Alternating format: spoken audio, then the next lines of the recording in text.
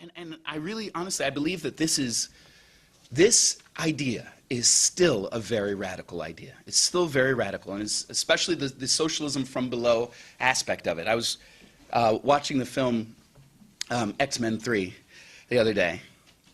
I love this film. I love all superhero films. They're so fun. But I was thinking about, it relates. I know, it relates. I was thinking about how, the bad guy in the film, you don't have to have seen it. The bad guy in the film is this guy Magneto, who has these, fantastic powers or whatever. He's like the bad guy. Could there be some kind of popular, democratic, revolution of people rising up against Magneto? No, you couldn't do it. Because Magneto has too much power concentrated in his hands, it would be impossible. Really, what is required is some unique individual who is also very powerful to stand up to Magneto, or maybe a team of individuals, but still a very select few, to stand up to Magneto and kind of conquer him. And it's not just about comic books or comic book-based movies, it's about political life, because that is still the dominant idea in political life today. The dominant idea, excuse me, phones. Whew. The dominant idea in political life today is that for every George Bush there must be an Obama, that we require some talented, special individual or group of individuals to fight for us, and that without them we have no hope. We need some great leader, you see, or something along those lines. Is still the dominant popular conception of politics and how things will change or might change in politics. The idea of self-emancipation, which again is Marx's idea of not socialism from above, but socialism from below.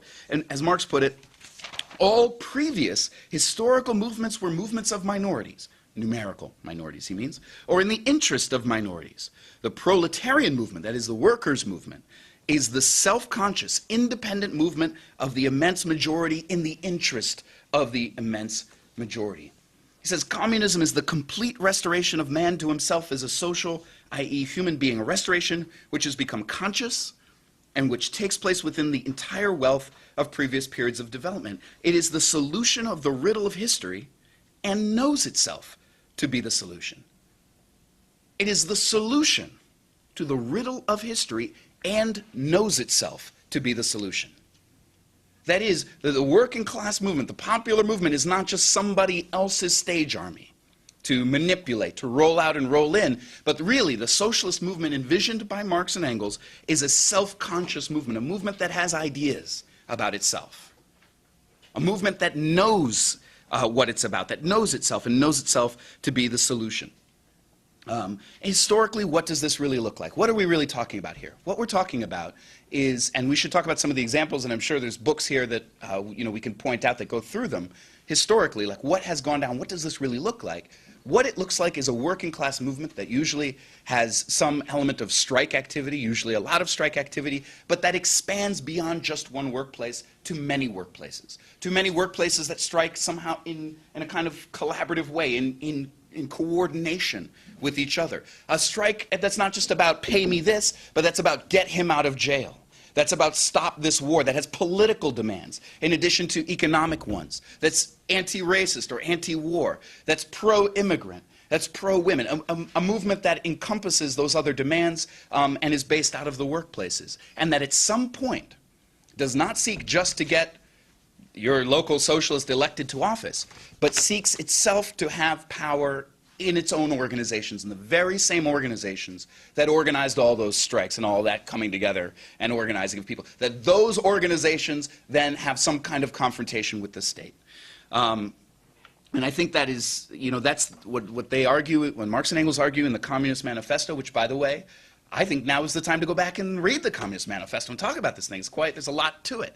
But what they basically argue is that it's about winning the battle for democracy. It's about winning political supremacy. The working class does that, and then will wrest by degrees from the rich what they got. We have to take from them the railroads, the banks, the means of transportation, and of exchange. How do we do that? Well, I think, again, I started by saying that there's a profound ideological change going on. I think it's important to note that that is taking place whether we have these meetings or not. That is already going on. It's part of the lay of the land. That is, there's something going on that kind of goes with what we're saying out there in the world. It's not just, we're not just out there beating our heads against the wall. There's something about capitalism that opens people's minds up to these kinds of possibilities and ideas. And Marx and Engels were very clear about not taking as their beginning, some kind of like dogmas. They were not dogmatic. They actually, there were socialists before them who were like, they called them utopians, because they would spend a lot of time drawing up, very specific schemes. Okay, we'll put the shoe factory over there. You'll work in that. We'll put the dog park over here. They were like, laid it all out. Marx and Engels said, it's like a total waste of time. That socialism grows out of a movement that's actually going on in the world. It's not about some idea foisted on people from above. He says, look, we do not confront the world in a doctrinaire way with a new principle. Here is the truth, kneel down before it. This is Marx and Engels. We develop new principles for the world out of the world's own principles. We do not say to the world, cease your struggles, they are foolish. We will give you the true slogan of struggle. We merely show the world what it is really fighting for, explaining to it the meaning of its own actions. That is, we don't start with some kind of utopian abstractions. We begin with the world as it actually is.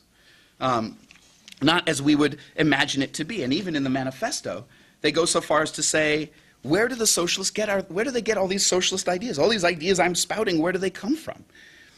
All these ideas in these books, where do they come from? I don't know. No, I'm just kidding. There's an answer. But this edition, oh, here we go. Thank you. The theoretical conclusions of the communists is the same for that of all, are in no way, the theoretical conclusions of the communists are in no way based on ideas or principles that have been invented or discovered by this or that would-be universal reformer. They merely express, in general terms, actual relations springing from an existing class struggle, from an historic movement going on under our very eyes. That is, the struggle between the classes, which Marx and Engels argued was always going on, be it high or be it low, that it comes and it goes, it has cycles and waves, as we know historically, but that it's always going on, and that is the source of all of our kind of socialist knowledge and understanding. It's about learning from those struggles and then applying what we've learned in the previous round of struggles to the next round. That really is the mission of socialists. If you agree with that, then I think you should absolutely think tonight about joining the ISO and joining this project. I'll just say this, I really do believe that we're going into a political moment now where millions of people are deciding that they are ready to fight for things. And I think things that feel very much within our reach, in part because of the ideas that have been raised by Obama.